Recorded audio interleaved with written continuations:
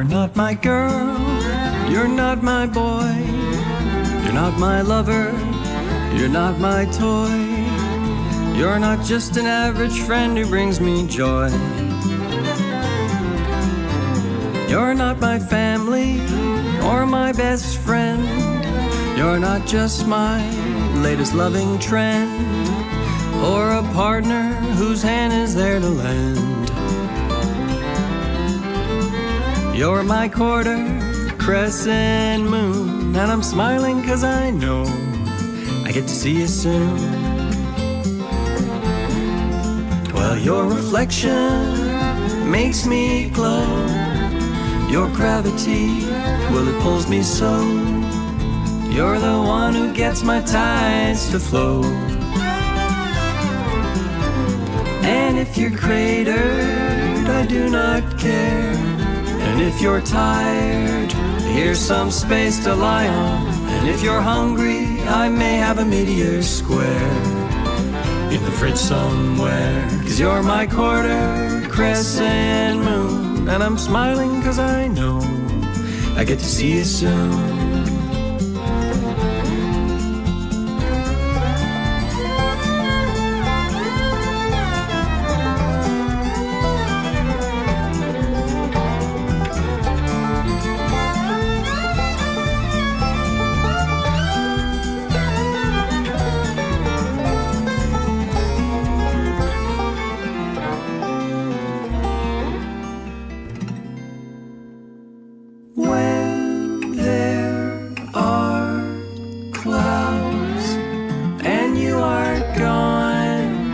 Think about the times you've brightly shone, and I'll sing this song to get me through till dawn.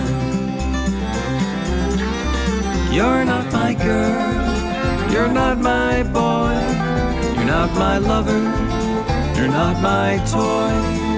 You're not just an average friend who brings me joy. You're my quarter, crescent moon, and I'm smiling 'cause I get to see you soon.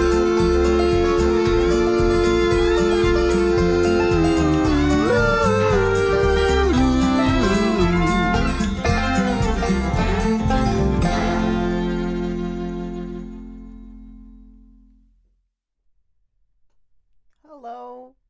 Welcome. That's certainly not how Lytton would be feeling if Lytton heard that last song. Because that was a banger. I knew that song when it was a bit different. My Quarter Crescent Moon in university. And Bryn first made that basically for the Hyphenates, which was a little group project thing that we did, a social experiment around campus where, I'm going to turn this up a little social experiment around campus where we kind of made these impulsive little albums. The first two were mainly him and I, as well as our dear friend Victoria, and I think someone else, Raphael Roeder, I think. And then the third one was a real, that's a whole other story. But the original version was part of that, and that production is just magical on that. So many parts, and they're all so gorgeous. And in case you couldn't guess, I was talking about Bryn Scott-Grimes there. That's a Bryn Scott-Grimes original. Very enigmatic lyric, like plenty of his are. And I'm Taylor Abrahams, in case you don't know what the heck you're popping in on. And I'm a singer-songwriter, voice actor in Toronto. No, I'm not. In Peterborough, Ontario. I'm really tired today. There was some nonsense that woke me up at, a reasonable hour for most people, but not for me. And yeah, I've been really struggling to keep my head on straight since then throughout the day. But I'm trying to correct this camera doohickey right now. And then I'm going to play you one song. And then I think maybe another Bryn song. And then we've got a fabulous interview I did with Bryn this weekend. Just as it was recently my birthday, it was recently his. His is May 12th. And, we usually find something special to do for each other, even if it's just like a little voice note that's, some in-joke only we'll get or something. But this year, I thought, let's interview him. Let's give him an interview, give him some more visibility again. I mean, he's pretty involved in my whole oeuvre, but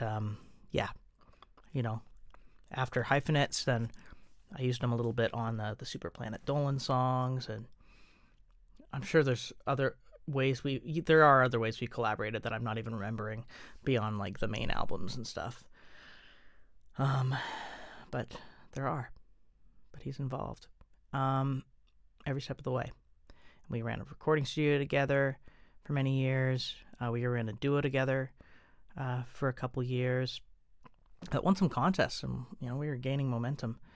But we both have stayed great friends, but decided after a couple years of being in a duo that it was cool what we were doing, but at that time anyway, we really needed time to just spread our separate wings.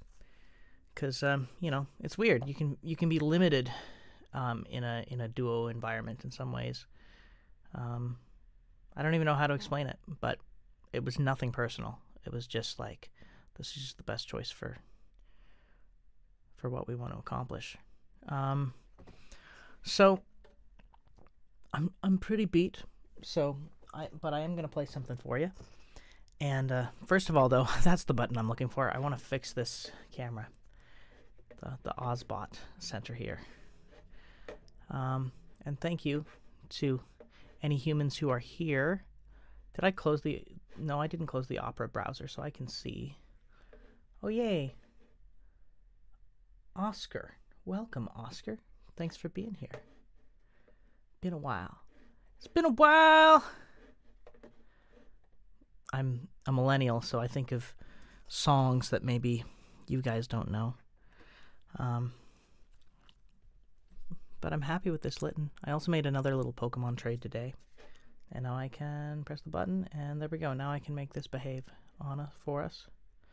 So yeah, this place is not the prettiest right now, because I'm not planning on being on camera very long in the grand scheme of things. But I think after I play my little song, then I'm going to obviously, play another from Bryn and play our extensive interview, which is about an hour 15 minutes. So I didn't cut very much out of it. And I did here and there when I could, but I also was very tired when I had to edit that too. And it took me hours to try to balance the sound. So there's kind of this, I don't know. It didn't sound like it at the time, but Bryn's mic was a lot louder than mine.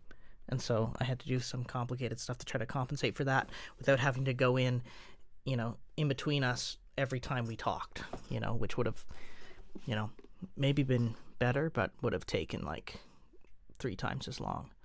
But it still took me hours of trying different things out to find a half-decent solution. Anyway, so in the interview, Bryn mentions a song of mine called Tickle of the Year, which when we first met each other, that was like 2008, 2009. And this was like, I made myself make a triple album of original songs, mostly all written during the same little period where I was recording, where it was like a month and a half. I just made myself record as much as possible. All these weird little demos, and this was one of them that he mentioned, and I thought it'd be fun to do that again, and I think I have it in me to do this. It's called Tickle of the Year.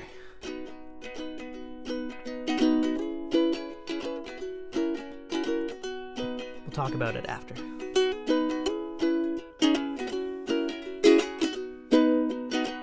It's your tickle of the year, coming out of spring. It's your tickle of the year. Who knows what it'll bring? A second in a day when you can almost feel alive. It's a boom in your stomach and some orange in the sky. Your tickle of the year. Don't fret, you bet. Your tickle of the year. Hurry or you'll never get set.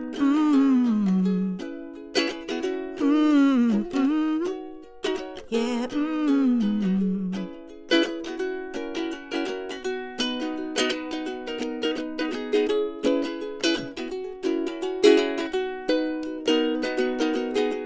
Garbage coils round your feet. Friendly neighbors cooking meat. Christmas rats and skate on sleet. It's your tickle of the year. Don't fret, you bet. Your tickle of the year. Hurry or you're gonna get wet.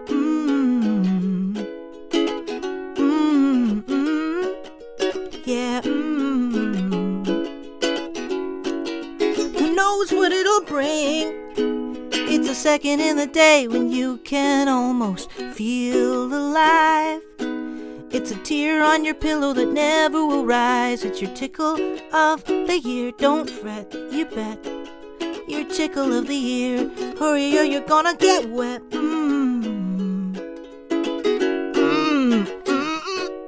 Yeah.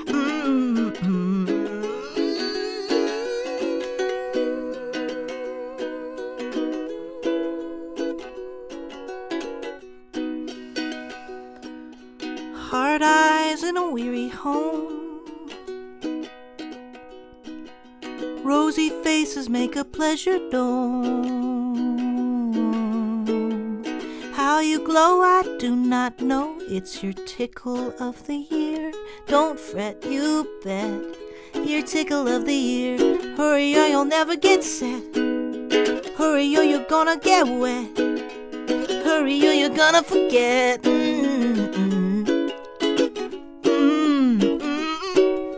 Yeah.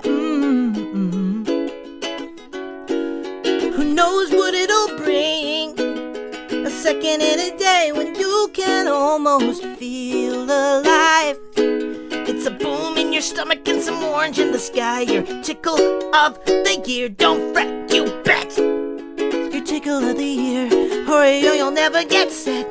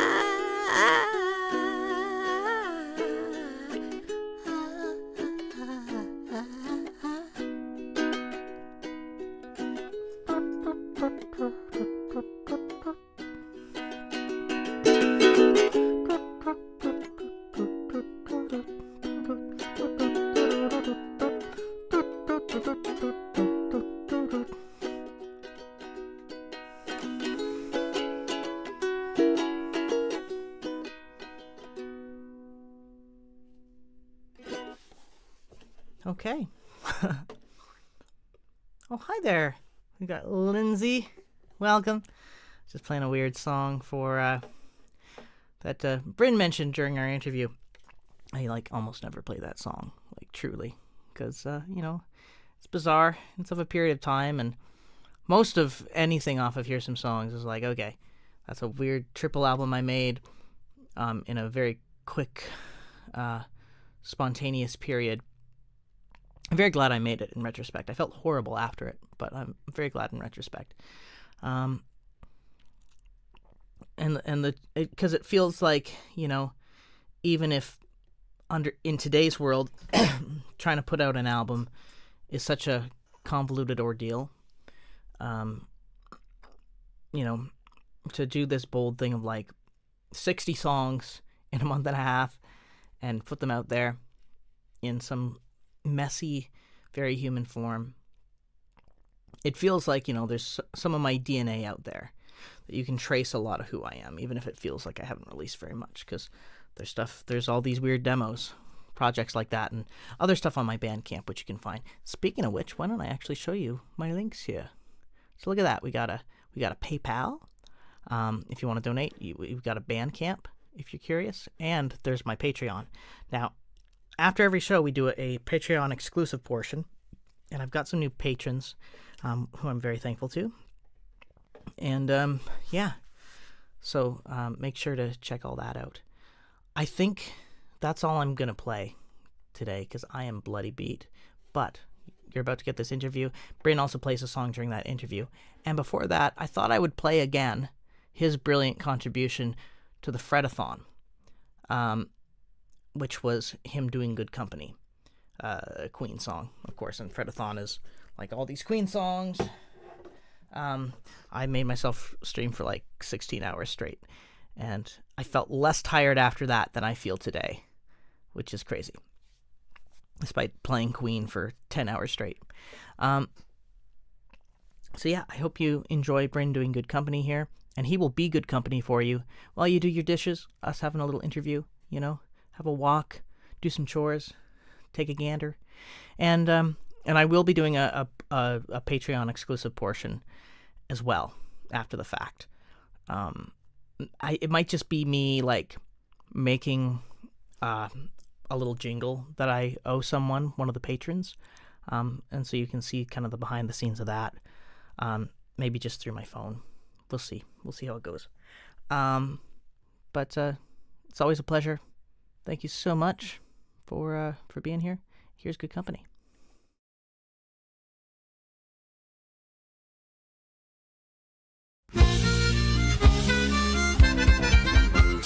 Take good care of what you've got, my father said to me, as he puffed his pipe and baby B, he dandled on his knee. Don't fool with fools who turn away, keep all good company. Ooh, ooh, ooh, ooh. Take care of those you call your own and keep good company. Soon I grew and happy too, my very good friends and me. We'd play all day with Sally Jane, a girl from number 4. Very soon I begged her, won't you keep me company? Ooh.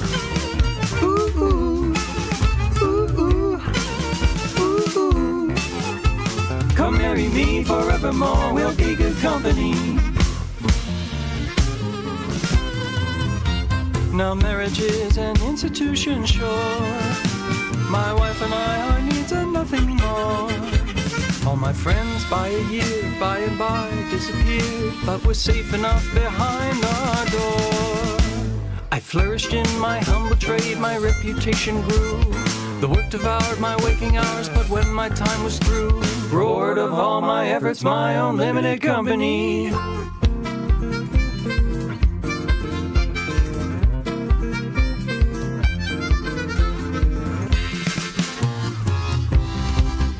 I hardly noticed Sally as we parted company. All through the years, in the end it appears, there was never really anyone but me. Now I'm old, I puff my pipe, but no one's there to see. I ponder on the lesson of my life's insanity. Take care of those you call your own and keep good company.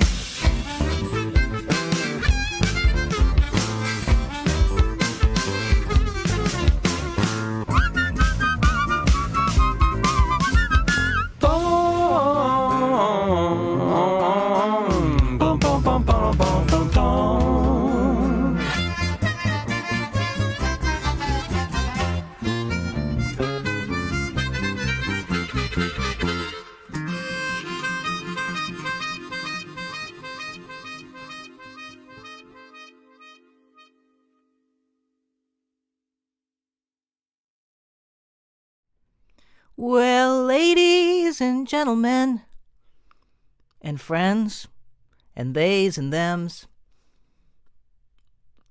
I've got something special for you. I got an interview with the man himself, Bryn Scott-Grimes, and it's gonna be a real good time. Hope you enjoy. I'm about to press play. Join me after on my Patreon for more. Check out the links below, and also check out Bryn. Bryn Scott-Grimes. You can look him up. He's got all kinds of stuff on YouTube. He's a brilliant harmonica teacher, and he can also play harmonica on any song you want. And obviously, he's very skilled at a variety of instruments, as you could hear. Alrighty, here is the interview. All right, should we pretend that we've never met too? No. Sure. I we can add that. So we're just total strangers who are like calling each other increasingly bizarre names. Okay. It's Tropius Drusum. It's triptamine.com. I had to write mine down, but you're better. You're better on the fly. Zordon Blue. Lovely Rainbow Anonymous. Gibson McFreely. That was actually improvised. Okay. Gibson McFreely. Oh, thank you for remembering my middle name. Remember, I've got 3 middle names, and the one in the middle of those other 2 is that one, and nobody ever remembers it. So, thank you very much, Fingernail Swanson. Hello, hey, it's Totally Not Tina. You got me there. I'm totally not Tina. Have you been, my friend? I want to do more. Maybe we should give the audience some. Sodomy Matilda. Well, now that is a name right there. Is that publishable on the inter of the net? We'll find out. We'll find out. I'll cut it if I have to. Yeah. Just for reference, my other options I was skipping through were Uvula Jones Jackson Merowitz. Oh wow. Yeah. That's a hard deep New Jersey basement name. So like a basement a basement rapper. You know, just a guy who's, you stay in the basement if that's your chosen rap name. Yeah. Anyway, we got Bez Zep Ringling. We got no. That's like the band the Yeah Yeah Yeahs or whatever they're called. Right. Yeah, we're the no-nos. Yeah. You gotta have an opposite. I mean, that'd be a really great way to go about like your music career. Is you just try to be the bizarro, direct, blatant opposite of a really famous band. So you know, you got the Rolling Stones. So you got like the stationary. The stationary Pebbles. And you're like dressed exactly like them, except you got like different hair colors, and there's always like something a little contradictory. Oh, here's a good game: is Extremely thin lips. Guess the band that is the opposite name. So see if you can guess this one. Extremely light blimp. Led Zeppelin. There you go. That was an easy one. Yeah. Yeah. King. Well, Queen. Yeah, I'm giving you ones that I know you would know. Yeah. It's harder if it's somebody's name. Then there's, I don't know how you can be the opposite of a Billy. You know. Right. Well, you could say goat or something that's a clue. Yeah. But okay. What artist do you think is the most opposite from you on Earth? Ooh. Who's the antithesis of Taylor? Well, that's actually not a bad band name in itself. The antithesis of Taylor. Yeah. I mean, I really want to start like a punk band or something, and yeah, maybe it's like we are Taylor and the antithesis, or the antithesis of Taylor. My antithesis, in a weird way, the first thing that's coming to my mind is like Ed Sheeran. You know, he's both me and absolutely not me at the same time.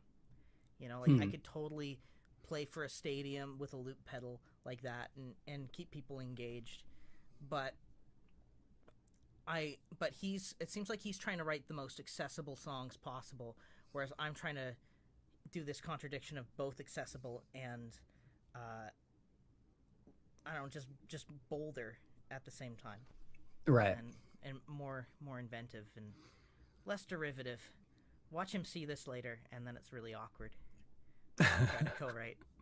But you know, it's I've heard he's moving to Nashville and going country. That's the latest thing that I've heard. And I know that he showed up randomly at the Bluebird one night and just nobody knew he was going to be there, and yeah. What was it? There was a place, Pete's Candy Store in New York, an open mic that I played, and Olivia Rodrigo popped up. Cool. But I don't know, all these really big stars. I don't. So many of them have, they're talented, but they also had so many advantages. And so when people are like, "Oh my God, it's this person," it's like, you're kind of just cheering that they have lots of money behind them, because they're not necessarily any better than Bryn Scott-Grimes. Yeah, who knows? Yeah. Yeah, but I think it's also the people who have a simpler unitary vision often get ahead in their careers more when they're just like, all I want to do is play to large audiences, and that's all I want to do. You're going to get there faster, Whoa. Yeah. Your camera has a mind of its own. Yeah, I had to reset it here. But yeah, no, I mean, that's true. It's also branding and all that jazz. And having a very clear vision and being comfortable with that, I don't know. I always thought, like, artists will put up with some fake version of themselves for a few years, but eventually they resist and make something really adventuresome. But some of them do. Some of them do. But a lot of them don't. You got the John Mayers and stuff, but I've been really disappointed with, like, Ed Sheeran and Taylor Swift insofar as, like, how safe they seem to play it. They can literally do whatever they want and anyone will follow them. But it's like there's this terror of alienating some of the fan base, so everything feels just extremely calculated. Like, and it's also awkward because you've got all these people that depend on you, so maybe they feel an obligation in that. I mean, I don't think it matters, she's a billionaire, so that's kind of what I mean. It's like, you're too big to fail. You can still hire all your friends, all these people you love. Just do what you want at that point. Yeah. So, I don't get it, but if you were a billionaire tomorrow, what would you do? Oh God, I would immediately try to give away a lot of my wealth, because it's also very scary being a billionaire. I bet it's, there are people out to kill you like every second and take your money. As for where I would invest it, that is another question, and I would have to take some time to really research that thoroughly. Have you thought about this? Do you know where you would? Well, with almost 1,000% chance guarantee that it's not going to happen, I guess I could say anything and it wouldn't matter. But I think the standard thing to do would be, it would be really fun to give away like a pretty decent sum of money to like all the people you care about first. Like if you have $1 billion, you could easily give away like 20 grand to all of your best friends and each of your family members, like right away. That's and that's nothing. That's like, no, but just as, just to get the ball rolling, just for fun. But then I would maybe you see who uses that money in a way that you like respect the most or something, and then you give them another 50 grand after that, and it becomes this big. But yeah, I think definitely there are certain like causes that I would pay more attention to and try and get balls moving with. Like one that I'm kind of passionate about is just like having cleaner air. Especially in a place like Nashville where it's like, oof. It's not too bad in Nashville, but there are a lot of places where there are like forest fires and stuff like that. But just in general, with all the combustion in the world, there's just nothing healthy about walking down the street and like breathing in carbon monoxide, So anything to get that ball rolling, I think would be useful. It's like air and water are our two most consumed nutrients in a way, There's food, obviously, which is a big one too. But as a harmonica player and somebody who's had asthma, I just think a lot about air. So it makes sense. I'm an airbender. You literally are. Yeah. Now, I like where you're thinking. And I would also buy land. I would buy probably a couple lots of land that I can build on and things like that. I think that's a necessity. But I mean, yeah, in my case, as much as I would like to just have this small home that I have, I think that my security would be really compromised if I had that kind of wealth. I would have to get somewhere else just to Yeah. be safe. That's why people live in Bel Air and stuff, is because they need like castle walls and all this stuff. Yeah, Yeah. exactly. But I don't know where we're going with this. Why don't I actually introduce people to you a little bit here as well? So Sure. This human before you is Bryn Scott-Grimes. We've known each other a long time. We met in university and played a game of crokinole, and that was it. You know, and we've collaborated a lot in all kinds of different capacities over the years.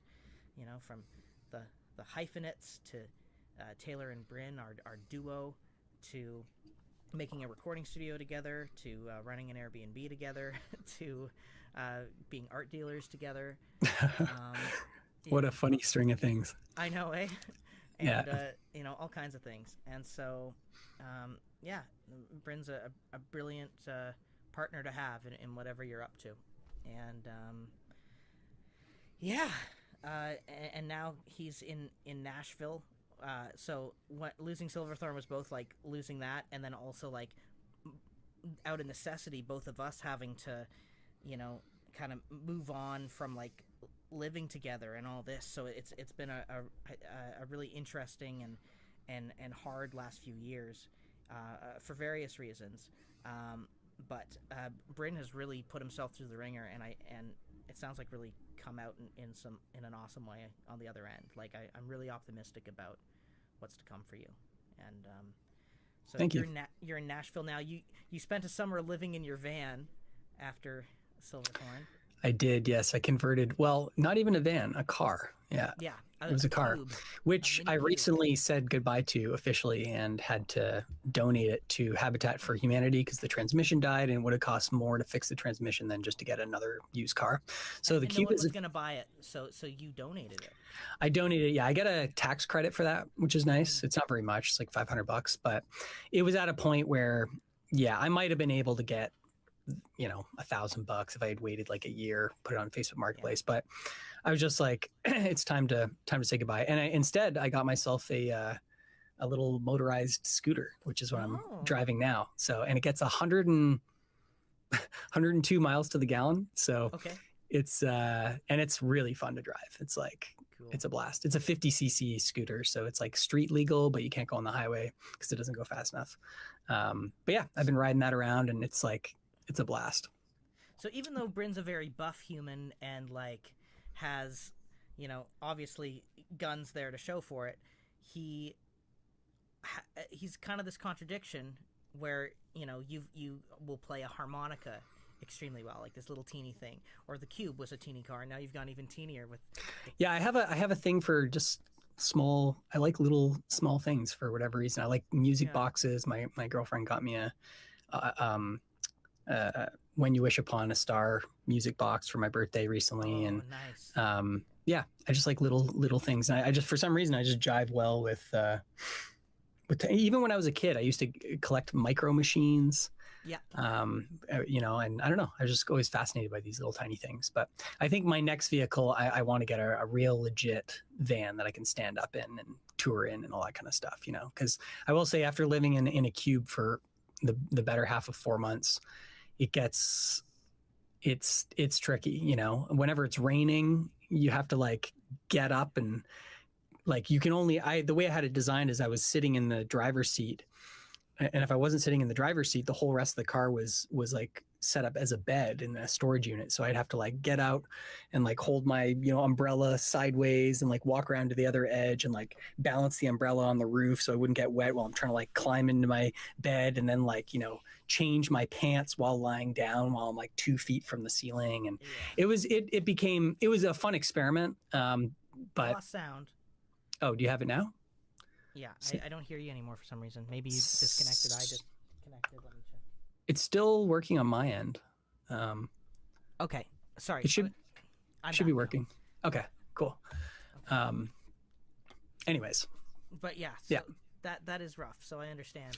But it brought me to Nashville, and I wasn't even planning on moving to Nashville. I just kind of ended up here. You know, that's what was interesting about it. And I just haven't left. So.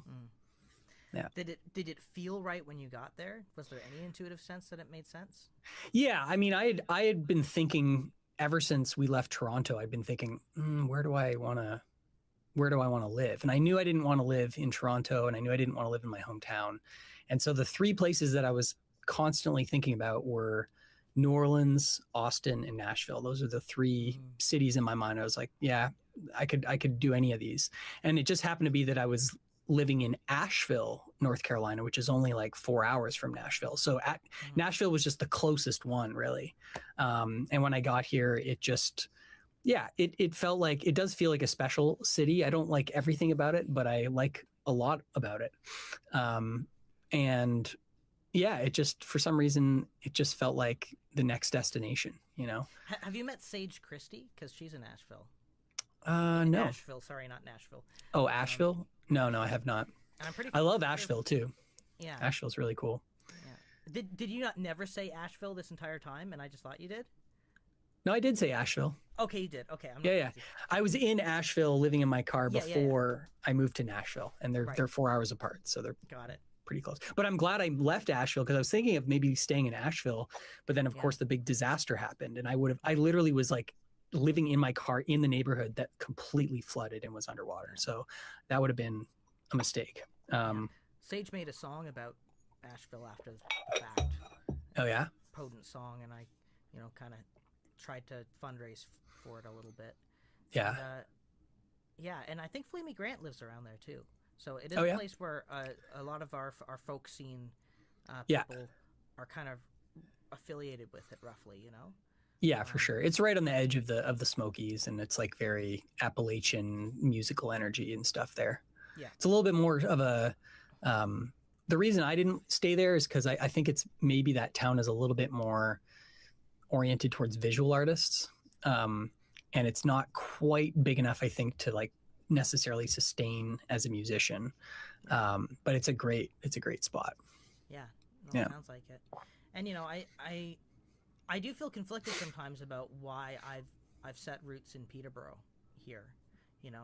Deep down, I mean, if I had dual citizenship like you, then you'd be in New York. Yeah, probably. I would try to find a way to make that work, but or La La Land.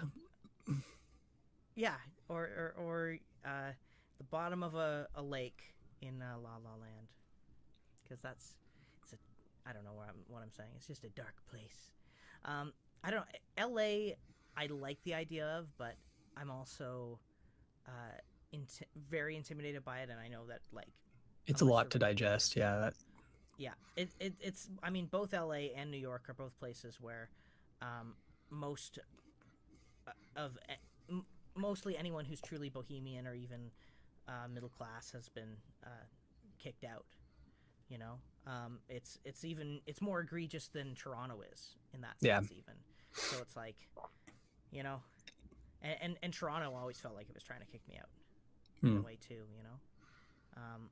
It always felt like I'll be here for a bit, but I won't be here forever. Yeah. And, but yeah, Peterborough. Well, the good thing of where you are now is like you can still travel wherever, and you're not that far from the city, and you're not that far from the border, and you've got lower expenses, and so you still have lots of freedom. Yeah, the non-binary self has a very non-binary location where it's like it's relatively easy. At least once I get a P2 again to come to the States. But they've made it like a 9-month wait now. So I was applying back Holy cow, yeah. in January just to hopefully be playing in the States again in November. Yeah. So it's, and I've got that booking agency, so we've got some shows planned, and some that I'm really excited about, Cool. But yeah, it's like opening for Susan Werner again a couple times and cool stuff like that. But great. It's a journey. And we know these people in part because like the first time that we really went to that I went to a folk music conference, I encouraged you to come along too. And I'm really glad you did, and we got to play together a little bit in the rooms at night. And I also had a formal showcase. And it was such a strange moment in time because it was like literally 3 weeks before that we had left Toronto. Yeah. And everything was done, and you were like, deathly burned out after the move, I remember, and and suddenly we were in Kansas City, yeah, 2022, yeah. And we were meeting all these new exciting musicians and kind of like, and playing together. But I also had a night there where I got the drunkest I've ever been in my life. It's the only time where I was like, I do not have the inner working within me to cope with all the mixed emotions I'm feeling right now. So I'm gonna drink intensely tonight. Self-medicate, yeah. Yeah, that's the only time I've really done that, and that was, it was just a ton of Irish whiskey during one of the nights there. Did you wake up on like a front porch somewhere? Nope, I've never blacked out, thankfully. That's good. Yeah. Never gone that far. And now on HRT, like I like virtually never drink. Because it's not a good. Yeah. It'll make you into a man. No, I'm joking, but that'd be weird. It makes you into the opposite of your intention. Right. Yeah. HRT, the Hercules restraint technique. Perfect. I mean, it could also be the Hercules revival technique. Yeah. As well. It's a long lost, martial art. Can you imagine? Like it's some Buddhist temple, some karate place in like the 16th century, and they'll show you like with like one little like tiger claw like smacked to your forehead, and suddenly your whole body changes. Yeah, even Hercules couldn't hold a stake to that. He became Herculita. Yeah. That evening. Wow. Anyway. Herculost. Herculos. Well, he would lose the fight, so he lost. Yeah. I see. I want Hercu cheese. I want to buy that. I don't know. So I try things and you entertain them, but they're not good. A lot of sure them they are good. Okay. But almost everything that comes out of your mouth is gold, and I don't know about that. I think there's a lot of I genuinely still think that you should just, maybe not do stand-up, but like you could absolutely do something that's like an interesting blend of your singer-songwriter stuff with something more comedic as well, and make a bit of like a variety show. Like you've auditioned for Cirque du Soleil numerous times, and it's like you could kind of make your own vaudeville. That would be fun.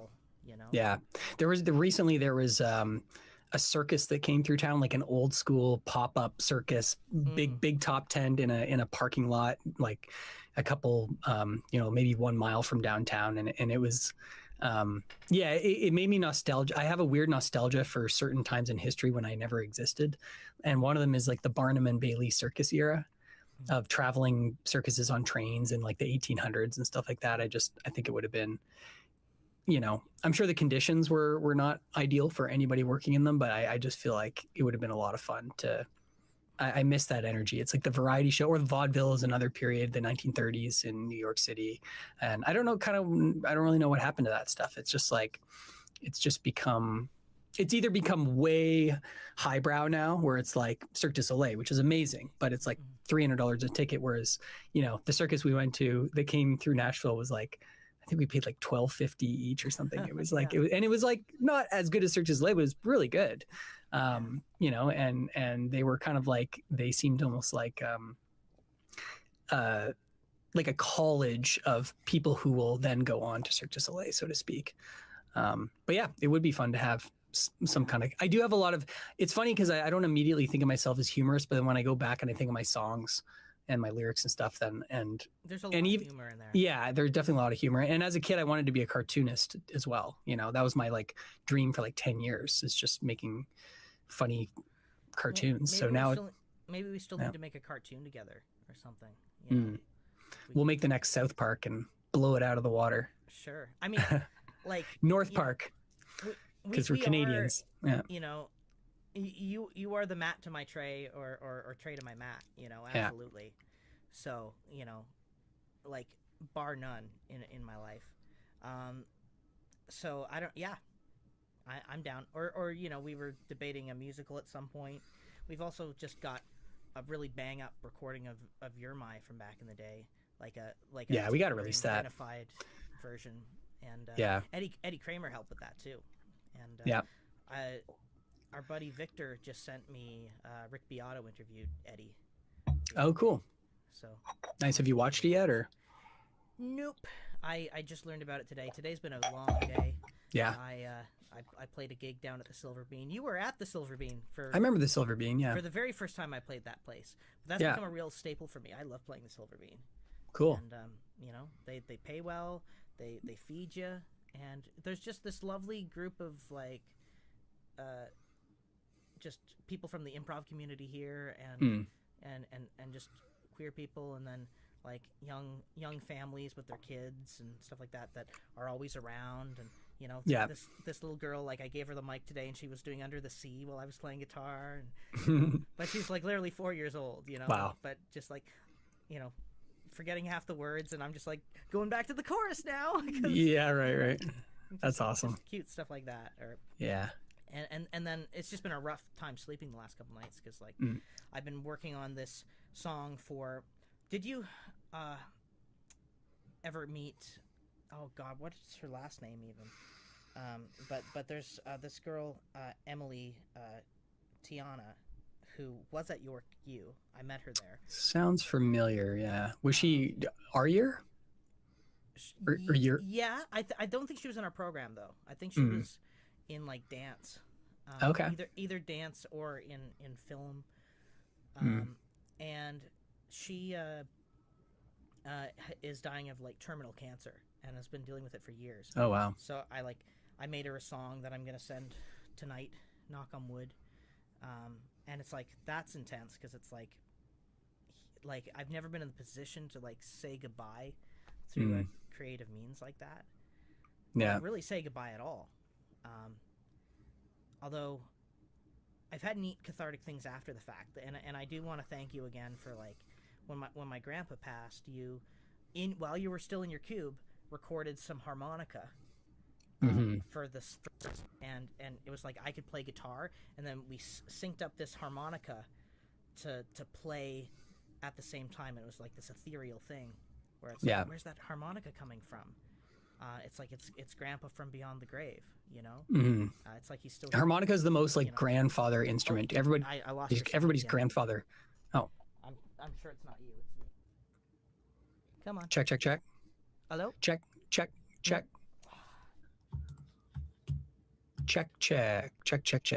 There we go. Check. Yeah. So, all right. What were you saying?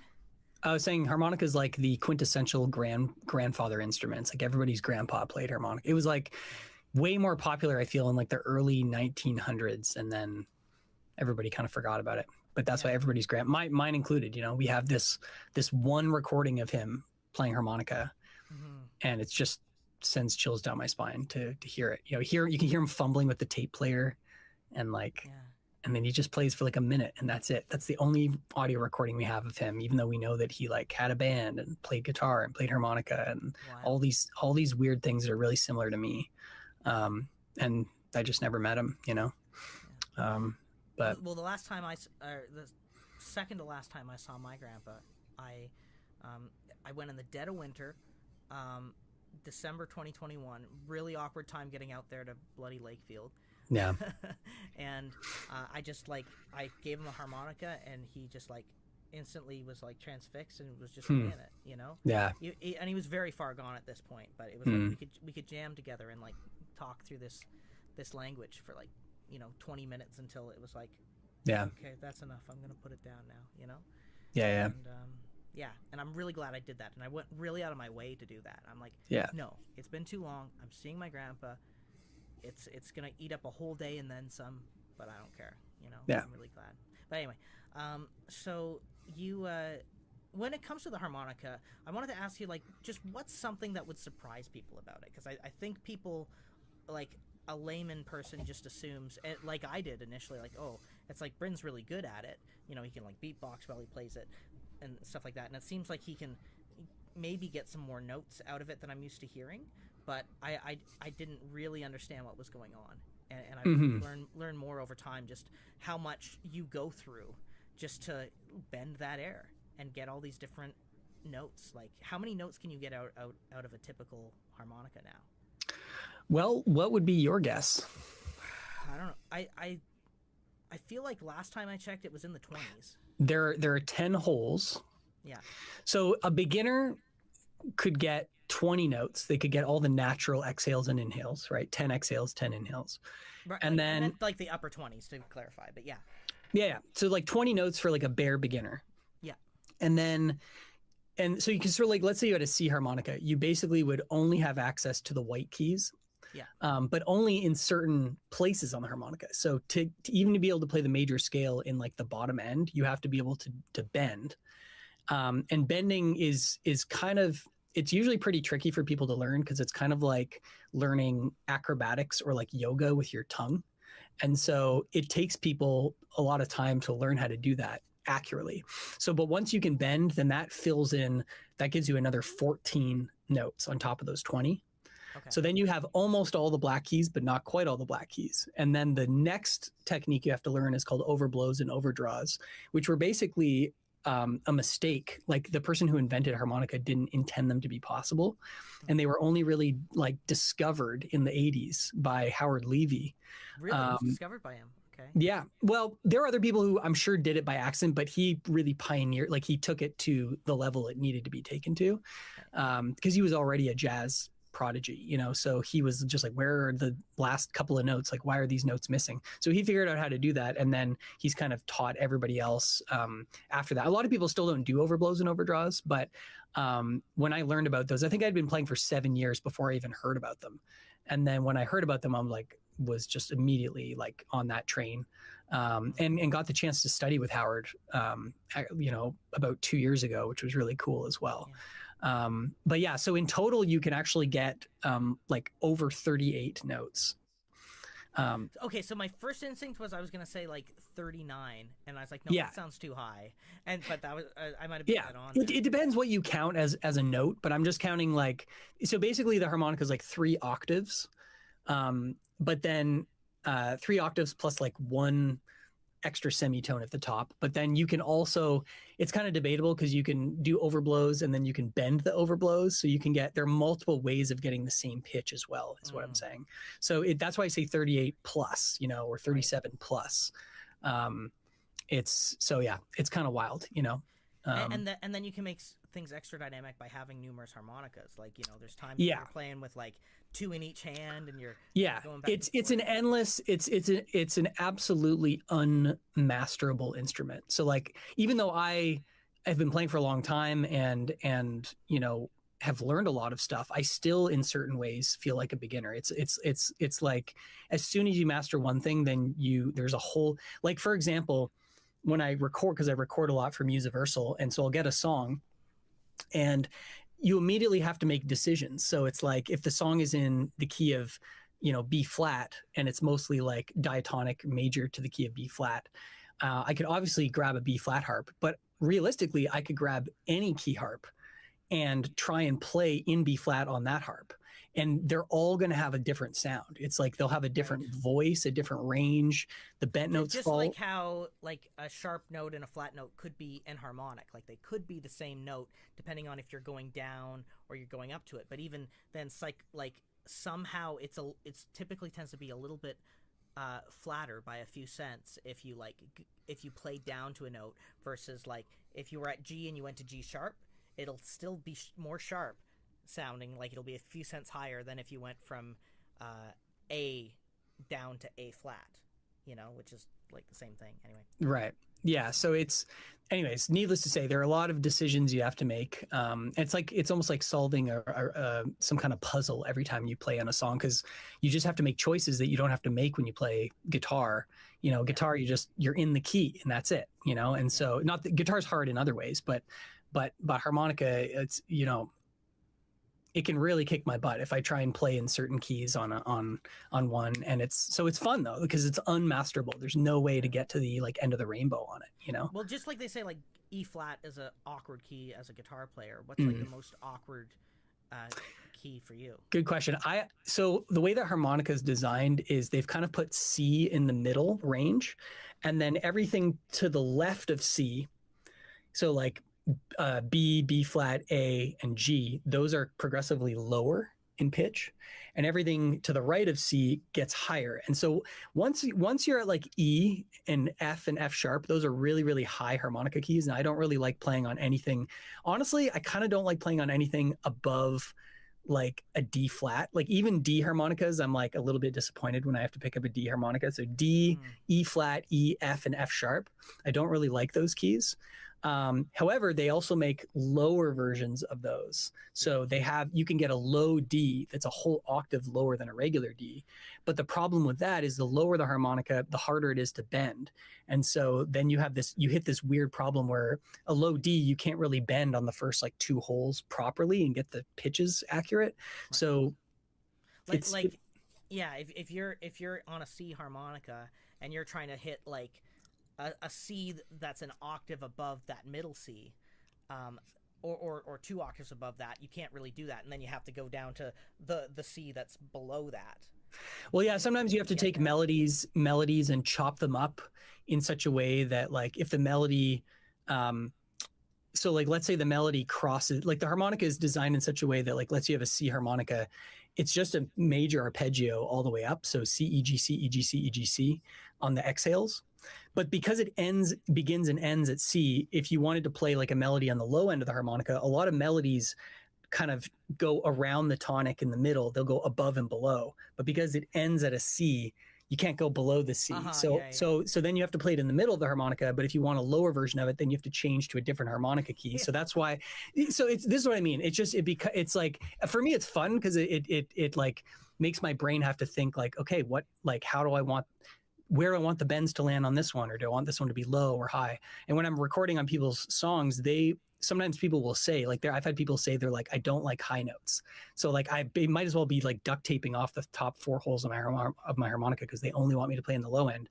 And then other people will say exactly the opposite. They'll be like, I just want you to play those like high soaring notes, or like really specific things or whatever. But I think on Heaven in Your Eyes, I had you just play like a single high note, pad in the bridge, you know. That's a trope. There's about a dozen tropes that people request for harmonica, and that's one of them, is just long single tones, which are really nice. They do have a place in a recording because there's just something kind of floating and kind of very emotional about it too, you know. Oh, just to warn you, we have less than 1 minute in the Zoom recorder.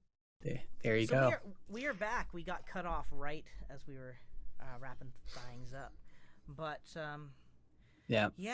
I just think so you've now played on over 250 songs by other people, which is extraordinary. A lot of that through Musiversal lately, but you know, we go back to that's only on Musiversal. That's only on Musiversal. Yeah, so all the other stuff that I did before that, which is nowhere near that amount, but it might be a couple dozen.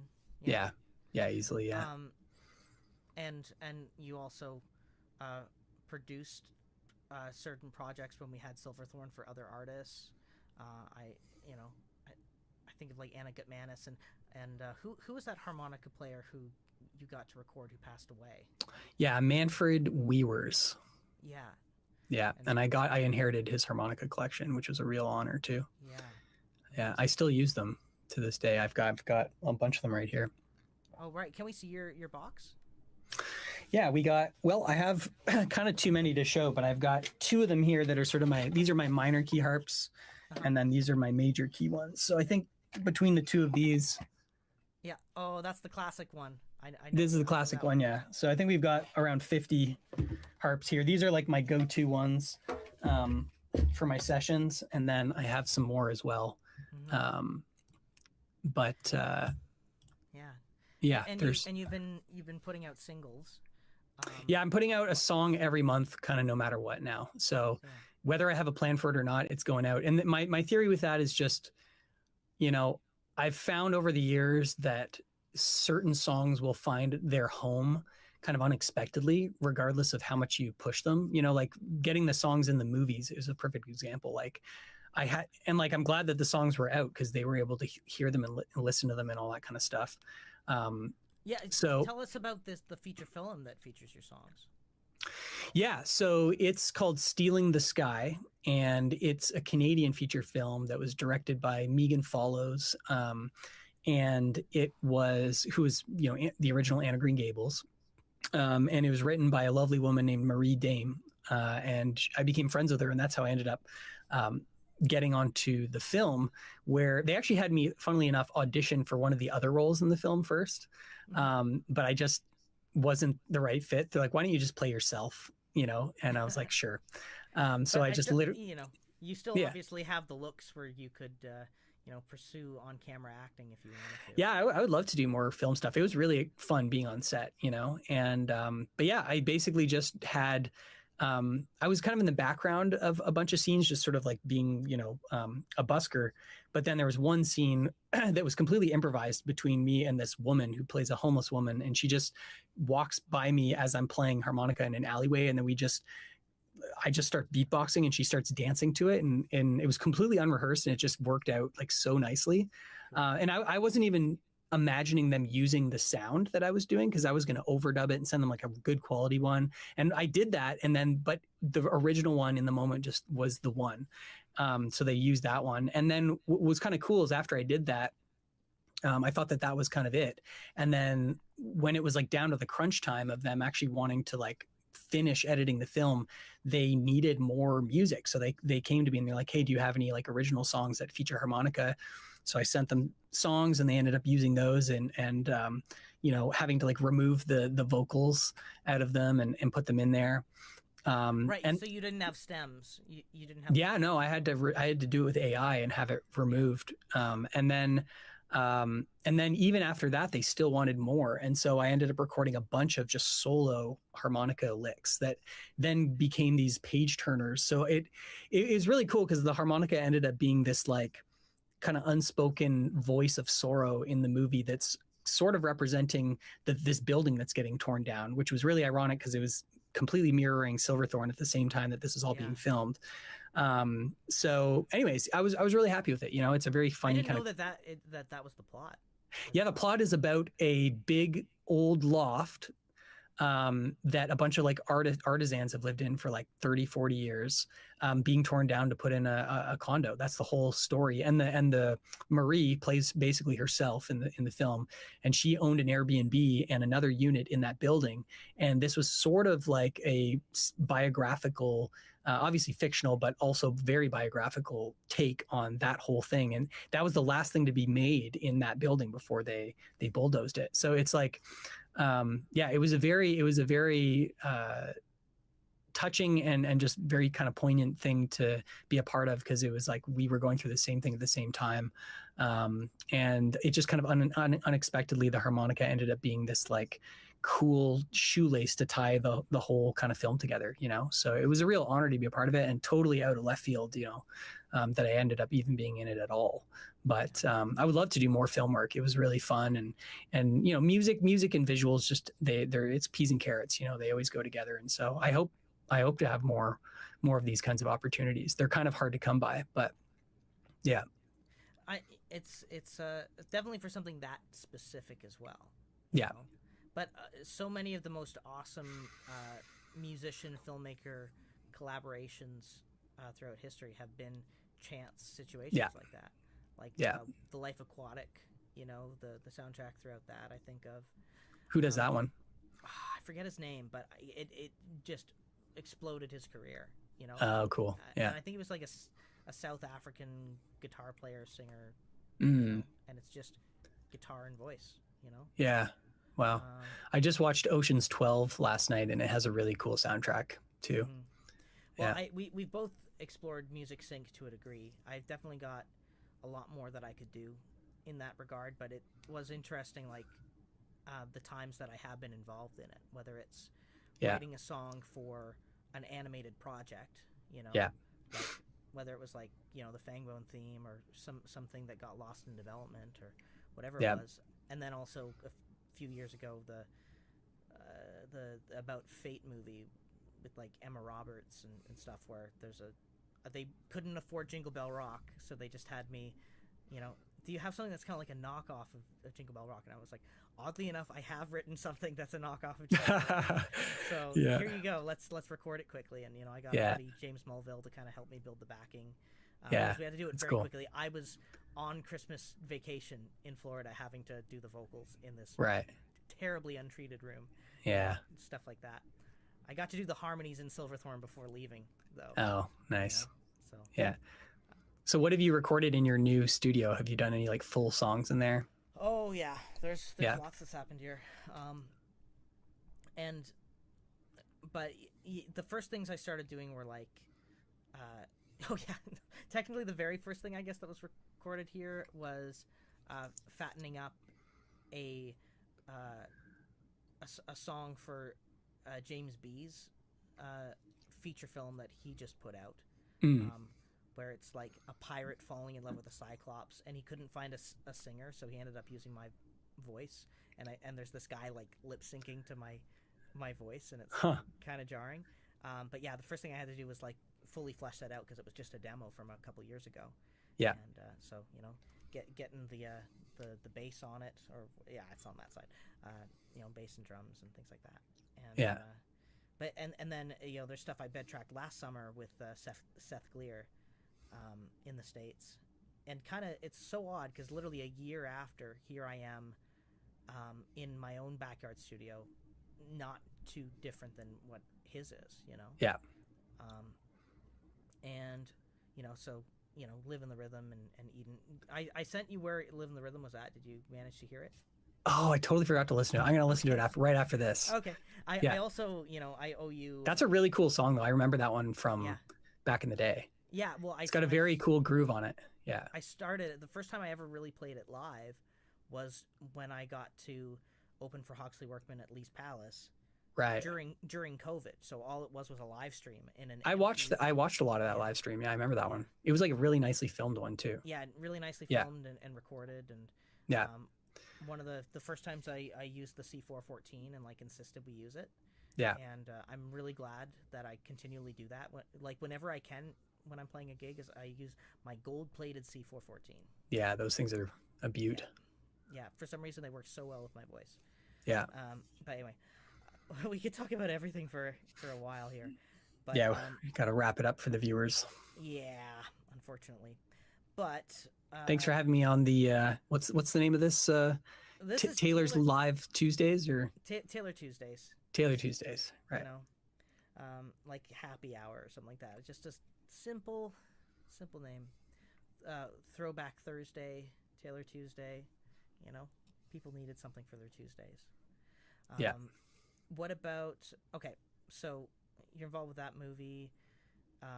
You've also been, it seems there's all kinds of things when it comes to your solo music that you've been pursuing lately.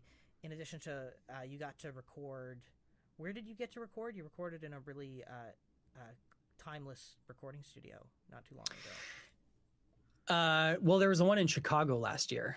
Yeah. That studio is actually pretty iconic. It's been around since the 70s. It's called Crystal Recorders. Okay. And like Crystal with 2 L's. And like, I don't know, it's like a funny joke that it was called Crystal Recorders because it's not like recording studio. It's just called Crystal Recorders. But the owner of it just was telling me that it was like some kind of fluke that it ended up getting named that. But yeah, there are like some Grammy winning albums and stuff that have been recorded there, and it was very Silverthorne adjacent too. It was like in a house, in a house, a bit of maybe a little bit bigger than Silverthorne, but not a whole lot bigger, you know. And it had like that like had wood. Yeah, it had natural like kind of light wood trim, and there were a lot of similarities to it. The orientation was almost the same with the mixing room and the live room, and then the smaller vocal booths around it. But yeah, so those songs should be coming out later this year. We've been sitting on them for a long time, and I'm really excited to release them because they're just kind of the first example of me kind of playing live with a band. And so it just has a different energy with it. And I love the songs, and I love the mixes on them, and they just feel a little bit different because I didn't do everything on them, which is what I normally do. And it's really refreshing to not do that. And Yeah, I want to make an album that way for sure. You know, where other people are it depends lifting on the context of the project, you know. Yeah. And then if it's hell, like from personal experience, I can say when you just say I'm gonna make the best album I possibly can, and that's your only boundary, you know. Yeah. 'Cause that's not really a boundary; it's a trap, and you're gonna go insane. Yeah. But yeah, having a confine on it like that, like yeah. A lot of the Nashville recording, you know, like when I was bed tracking with those guys, I could tell like they record like an EP every day for people, you know. Yeah. So anyways, there's those. Those are probably going to go on an EP with a couple songs that I've recorded with the Musiversal musicians. So I think because they kind of all sound of a piece to me. So I'll probably be putting out an EP later. I hope, definitely later this year, I would hope, but this year's going by so quickly. So even though those are songs by other artists, so is it still? What do you mean songs? What do you mean songs by other artists? Well, because you're saying with the Musiversal folks, so I just mean they're like I have them playing on my songs. Oh, sorry. Okay, gotcha. Yeah, because I'm a member and an employee of, so I will use people, the other Musiversal members, to play like drum, like the Van Morrison cover. That one was Musiversal drummer, bassist, and keyboard player. So I have them playing on a bunch of my tracks, and it's great too, because you can have a session, and if it doesn't work, you just book another one, or book somebody else, or it's an interesting way to produce. It has its own challenges, but it's really, really cool. Like the quality of some of the stuff that comes out of there is just, it's as good as any, Yeah. And it's just faster. So that's what I like about it. That's cool. And cheaper. I remember when I heard that Van Morrison one, your vocals were so buttery. Like you've really you've put so much work into your voice over the years, and it really shows. Like, glad you liked it. You listen to Room on Ossington and hear where your voice is at. Yeah, that one was or Coyote before. Right. Yeah. Yeah. And then. Well, my voice has always been the hardest thing for me to. I've always been the most self-conscious about it, with all, like, compared to all my other. I mean, it's an instrument in itself, but I always often kind of feel like I'm fighting it. But every once in a while, you just land a good take, and it just works. And on that song in particular, what's interesting about it is I actually recorded it to the original, and so it's not played to a click. It's actually the exact energetic imprint of the original. So there's no consistent BPM. It really made it hard for the Musiversal musicians. Yeah, I was gonna say. But I just insisted on doing it that way, and then and somehow I made it work. I had to edit, quite a bit on it, but it literally, if you played it with the original and started at exactly the same time in the same place, it would match up exactly, which is cool. And that was a gift for your girlfriend, so it's kind of like so that was almost an extra way to make it like a gift for her. It's like, you love this song, well, this is literally like the same BPM. Curve. And the one that I gifted to you for your fundraiser, that's also the same thing, but just 43 or 47% faster than the original. But it's exactly this. It's exactly the same. Like, if you were to speed up this Queen song to the same speed, it would match up exactly. It would like even when you're trying to bed track to that, like.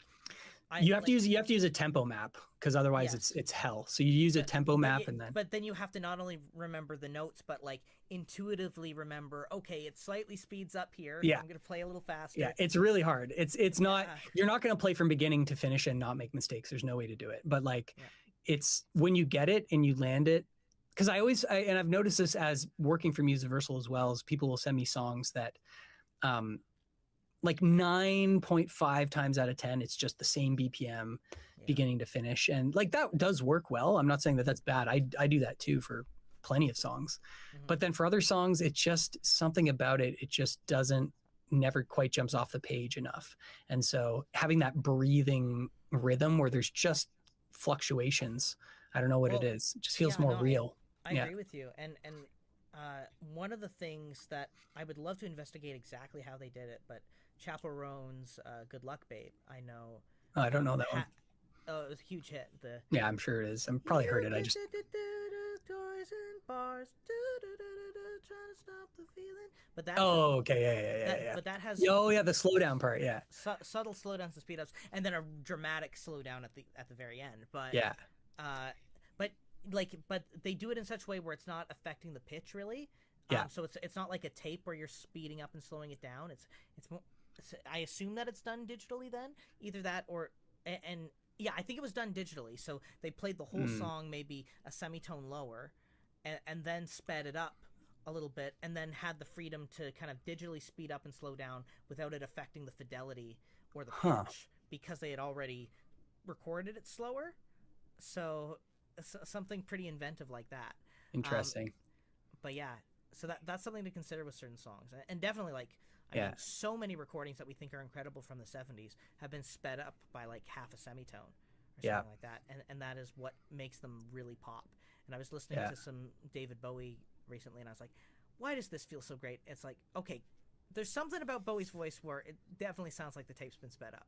You know? And that's one of the things that's just making this, rock that a little bit more. Yeah, it's kind of like this, magic... it's like the finishing powder at the end of your makeup or something like that hides the rest of the flaws, Is there a digital way to do that doesn't screw it up?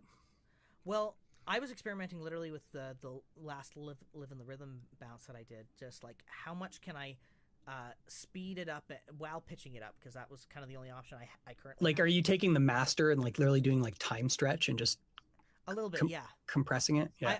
I was doing it through Amadeus, which is other software, so that because I felt like I could visualize it better, and then I could take a note of exactly how much I've sped it down or slowed it up or slowed it by. And so I found like if I made it like 100.69%, so like just 0.69% faster, that seemed to be an okay spot, but it really does clamp down on the low end immediately. So you want to be careful. Yeah. So at least the way when I was doing it that way, I'm sure that there's probably some way with some brilliant mastering engineer and some hyper advanced dithering that you could maybe mitigate that. A lot of people don't even know what we're talking about now. I think that maybe this portion might just be in the Patreon. This is the director's cut. Yeah, this is the Snyder cut of our interview. But okay, one thing I would love to hear from you though is like a song. You can, guitar, harmonica, whatever you feel. And why don't we do that as a way to wrap this up? Is that clear? Yeah, that's clear.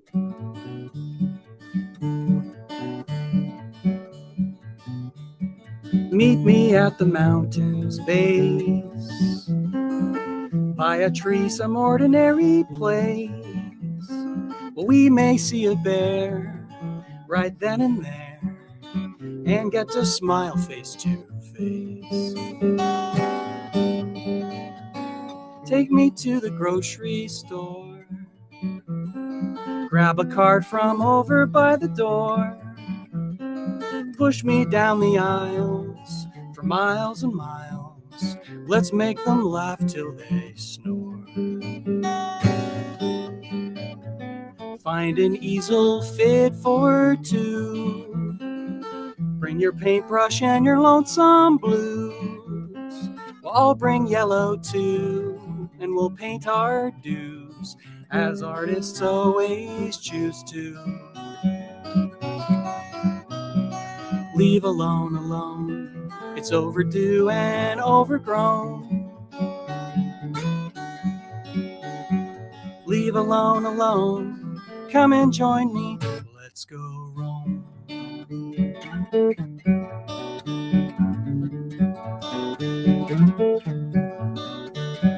Offer up your trembling hand, help another as they take a stand. Go outside your home, turn off your phone, bring courage to your plan. Chase a dog and pet a cat, leave the past alone back where it's at. Come and dry my tears, and I'll cure your fears, and we'll both put out a hat. Call my name and then I'll whisper yours. Simple words can open many doors. Beat me in a game, I won't feel shame. I'll laugh and pinch your elbow. Leave alone, alone. It's overdue and overgrown.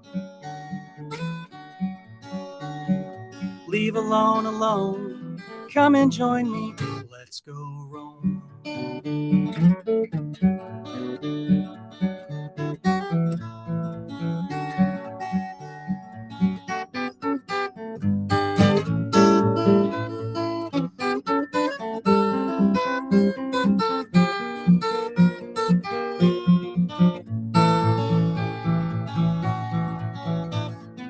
Call my name and then I'll whisper yours. Simple words can open many doors. Beat me in a game, I won't feel shame. I'll laugh and pinch your elbow. Leave alone, alone. Come and join me, let's go roam. Leave alone, alone. Take a step outside your home. Leave alone, alone. Come and join me, let's go roam.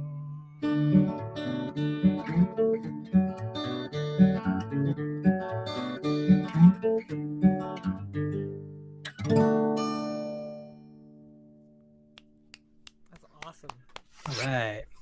That's one that I haven't recorded yet, but it's on the docket for, it's called Leave Alone Alone. Yeah, I hope so.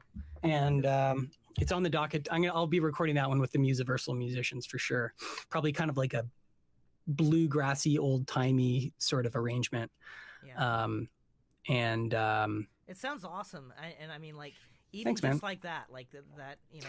Yeah. Coyote was like the first album you ever really made. Like literally, on like I was on Four Winds Drive, and you were what was the name of your? Oh, Fountainhead. Right, Fountainhead. Fountainhead Road, yeah. In some the very top floor, the apartment. 23rd floor, yeah. Yeah, and this is like 2010, and like you know, it was so hot up there, and you were just like, and yeah, you just knocked. My rent was $393 a month. Canadian as well, you know. Yeah. My initial rent when I was living in Toronto on Palmerston Avenue, like 3-minute walk from Honest Ed's, was $4.50. Oh man, those are the days, man. Those are the days. Yeah. And then I just think, like, had I just bought a Pokemon pack every day, you know, and like kept it sealed, I would be a multi-millionaire. Anyway, so yeah. I love that song, but I bring up Coyote because like it works so well with just that single mic setup, like you were doing for that. Yeah, you know? Yeah, single really mic, does. and I didn't really know what I was doing at the time. Like I recorded it in the closet, which I probably should have just recorded it in the room, to be honest. But yeah, just that one mic and through takes with no edits, you know. Yeah. But I would love to do another album like that. It's very because sometimes you hear those songs and it is so refreshing to just hear, you know, voice and guitar. And that was Bob Dylan's first album, you know, and there is something about it that and there's a resistance these days because of how prevalent and plausible AI is sounding to studio recordings. That, you know, we want to hear more warts. We want to hear things like I'm in an awkward position of like I want to make a couple things that are like calling cards to radio and to promotion and things like that. But also, I love the idea of making some stuff that's just more like my guerrilla spirit, right? Like so around the time you're doing Coyote, I did hear some songs, which was like three triple like a triple album's worth, really 60 bloody songs. Of, like things Tickle of the Year. hits including hits like Tickle of the Year. I love that song. I know, me too. I Yeah. was just thinking about that earlier today, and I was also thinking about "If Only I Could Lease You" earlier today, and just like Oh yeah. that the boom boom boom Dun, dun, dun, dun, that dun, little dun. off note there, and that's kind of like the mature version of "If Only I Could Lease You," because back then it's like, you know, I want to like do all these things, but I don't want to commit, and this is like you don't have to be alone, you know, forget that shit. Let's just like go on an adventure together. And Yeah. this is Yeah, leave alone alone. I like to think of it as like an antidote to loneliness. It's just yeah. yeah. I think honestly, I forget even when I wrote the song, but I think it was like definitely some kind of cast off reverberation from like COVID and like everybody just being alone all the time, and you know, and originally I wrote that song inspired by Where's Love from Oliver. And I kind of learned you're obsessed with musical theater, and people should know that about you. And yeah. I'm pretty sure your very favorite song, at least when we were living together, it seems like it was "Till There Was You" from the music. It's definitely I do really like that song for sure, from the Music Man. Yeah. There's so many songs from musicals that I like. In fact, I think at one point I would like to make an album called Brynway that's just Broadway songs that I do in my own way, because I just love so many of those songs, and I love arranging them for. Yeah. I forget how to play it, but I used to have a really bang up version of Maria from The Sound of Music too, that I used to do, and really cool like guitar part on that one. But and thinking very cynically, like I think cover albums like that would do very well in sync. Because they're not going to want to pay for the original cast recording of that if they can get away with it sometimes, you know? Yeah. So you know, Until There Was You harmonica version, and like if there's a Toots Thielman version, then they don't even have to pay for that. You know? I have the weirdest music video I've ever made of Till There Was You. I don't know if you've ever seen it, but I might have. It's like green screen and like totally awkward and weird and funny and everything all at once. It's something I would put on like a Patreon, you know? Do you remember when I made you, when I had a green screen set up in my room, do an Exploding Kittens promotional video? Yeah, that sounds familiar. Yeah, and it was just like, just come up here for a sec. Like I was so manic about just trying different things, and like so terrified of like not doing something creative every day. And you were just like, just let me do what I'm doing. I don't want to do this. and what about that Roadkill song that we did too? Oh yeah, there was Roadkill. Well, that we got paid for that at least. Yeah.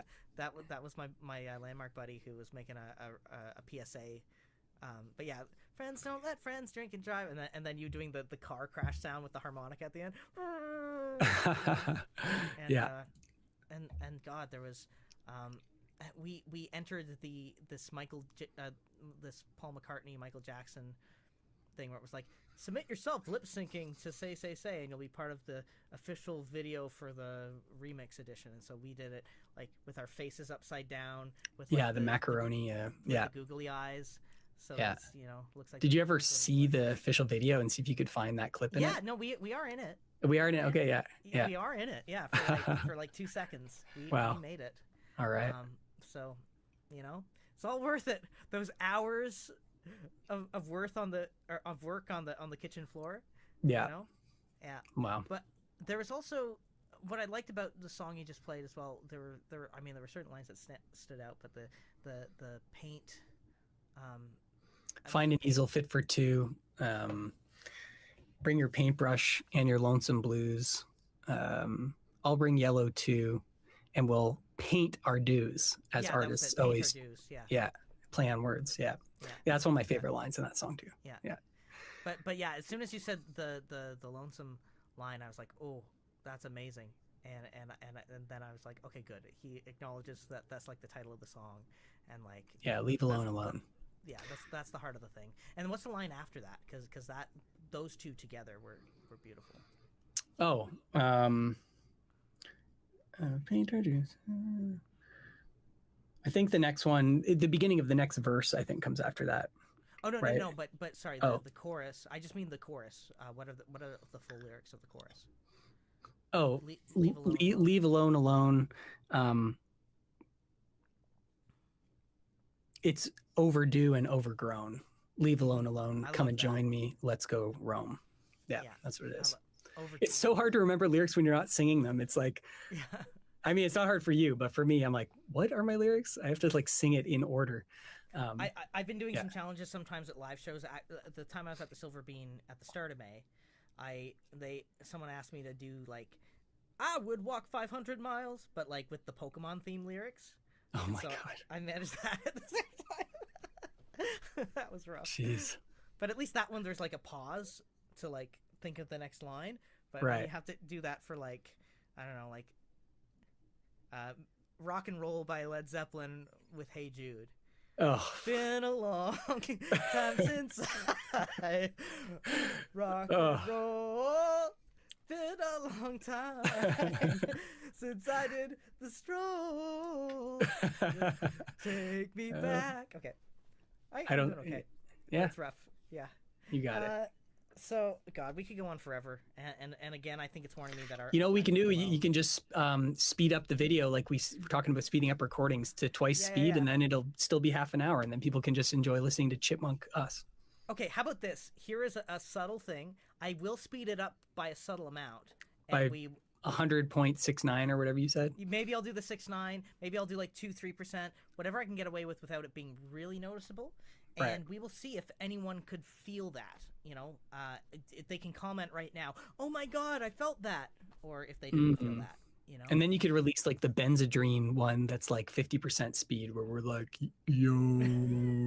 Well, you can actually just do that on YouTube. You can play I know, at yeah. different speeds. So I Yeah. do that. I was thinking Paul McCartney put out a new single, and it would be so rough if it was slowed down, because it's already like this nostalgic dirge of a song, you know? The Yeah. days we left behind. Anyway. That brings me back to the on the pillow. When we used to do that at the Babies Uncorked Request. on Main. Yeah, that's a Yeah. good one. But that one's kind of slow too. It is. Well, Yeah. and I feel I like having a deeper understanding of what goes into harmonica playing is something I should have done more when we were like in the duo together, because some of the things I asked for were probably really fucking hard, you know? But that was good. I mean, that's the thing is I love the challenges of like stuff that I can like barely do, because then that's how you get better. Like it was really funny. My very first Musiversal session, like after getting hired, I had to use 10 harmonicas for that song. It was Wow. like all these different speeds and keys, and like it was just, I was like, this is nuts, you know? Well, I And remember when we would do the Elusive Enjoyment Machine, you had 4 or 5 of them. Yeah. And you'd have to beatbox. Boom, boom, boom, boom, Yeah. boom, you know. yeah. Oh, I do that. Yeah. I do that all the time in people's songs now. And I just can't wait for these songs to come out. You know, there are, some of them are out and some of them I really like. And then other ones I'm just like, oh, they did a dreadful, I've come to realize a lot of people don't know how to mix harmonica very well, and they'll just like throw it in and like lower the volume and like not know how to harmonica either has to be like in between the vocal lines or supporting it, kind of like a string section, or a solo. And otherwise, you know, or like if I'm doing beatboxing, then obviously it can just be part of the rhythm section. But when they take something that's supposed to be a solo and they put that like under the vocals at like a low volume, it just doesn't work. And for some reason, I've started to notice this as a trend of being like, guys, what are you doing? Just don't put the harmonica in at all, or put it in as a solo, or like, you know what I mean? I think there's a lot of people who use a cookie cutter approach to mixing and are more interested in quantity, which sucks. And they're like, well, you know, the lead vocal needs to be this loud and this forward at all times. Yeah. You know, or else, you know, Joe in Wisconsin isn't going to be able to understand the words, and he's lost half of his hearing. You know, like you don't need to try to tailor every song for everyone, or else it becomes, you know, milk toast.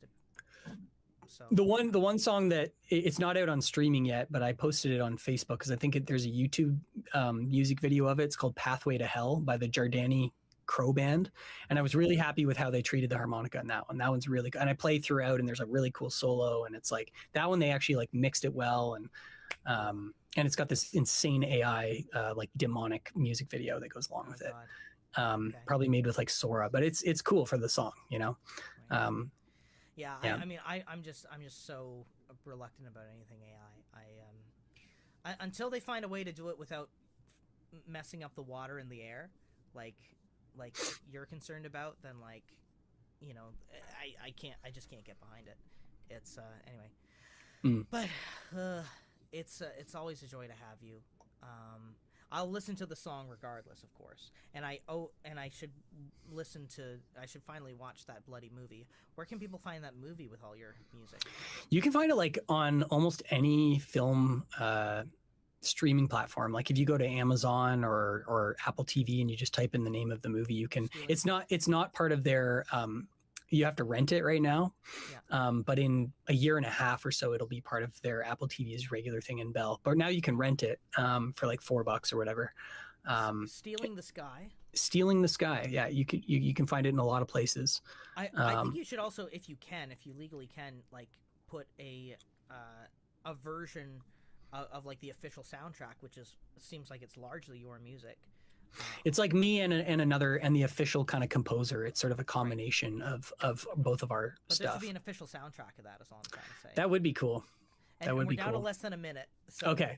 I think we got to leave it there. Any last thing you want to plug real fast? No, I think that's good. We covered tons of ground. Yeah. Love you, sir. It's always a joy to speak Much with you. Much love. Yeah. Thanks for having me on. Yeah. Taylor Tuesdays. TTs. Yeah. Tatas. And tatas. There we Ta-ta. go. Ta-ta for now. Awesome. I'm going to stop recording. Well, hello. We're back. It's been a joy to, I hope you enjoyed that. It was a joy to do, that's for sure. And I will see you on the Patreon exclusive portion of all this. It's not going to be right away. I'm in the middle of a important call. But I'd say in about like 15-20 minutes you just might hear from me, so check your emails for the Patreon members with details about that as I officially go live. I don't think I'll actually show you the making that whole song, that whole jingle, just to protect their privacy, just in case. But I do want to go to Bandcamp and listen to some stuff, as well as a little tribute song I made to Bryn. So I think that'd be apropos. And let's just show you the links again. PayPal.me/TaylorPayA if you enjoyed what you've experienced. Every little bit really helps. And it's all helping out Ben, who's a very talented young musician, in us affording to, get his project done the way that it should be. And yeah. My PayPal's right there. The Patreon is the best way to support me, bar none. And also, if you join there during this month, it helps Ben out.